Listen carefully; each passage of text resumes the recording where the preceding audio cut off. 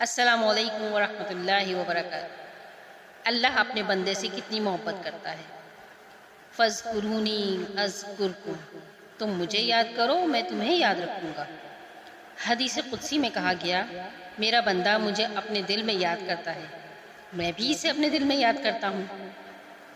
میرا بندہ اگر مجھے کسی محفل میں یاد کرتا ہے تو میں اس سے کہیں اعلیٰ محفل میں ملائکہ و مقرنین کی محفل میں یاد کرتا ہوں، اور اگر میرا بندہ میری طرف چل کر آتا ہے تو میں اس کی طرف دوڑ کر آتا ہوں۔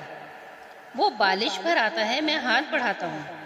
یہ اللہ کی طرف سے دو طرفہ معاملہ ہے۔